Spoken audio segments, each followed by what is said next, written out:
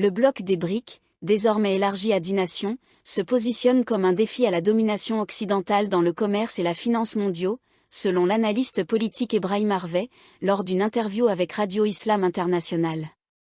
Harvey a décrit le bloc comme une « force redoutable » dans ce qu'il considère comme « la plus grande crise du capitalisme mondial depuis plus d'un siècle ». Cependant, il a reconnu que des tensions internes et l'instabilité mondiale constituent des obstacles à ses ambitions.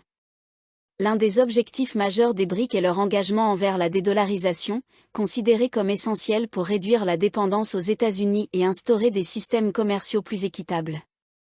Les récentes adhésions, notamment de l'Arabie saoudite et de l'Iran, apportent un poids géopolitique significatif et pourraient potentiellement détourner les échanges pétroliers du dollar, un développement que Harvey a qualifié de « coup important ». Harvey a souligné le rôle central de la Chine, mettant en avant son initiative des nouvelles routes de la soie et ses efforts de médiation au Moyen-Orient comme exemple de son influence croissante à l'échelle mondiale. La Chine a créé ce centre de gravité, a-t-il noté, ajoutant que son approche contraste avec les politiques des États-Unis, qui tendent souvent à aggraver l'instabilité.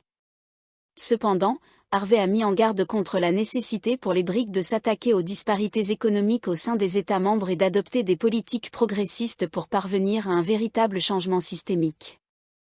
Malgré des obstacles redoutables, les BRICS réalisent des avancées remarquables, a-t-il affirmé, tout en avertissant que des résistances persistent de la part des puissances occidentales, peu enclines à abandonner leur domination.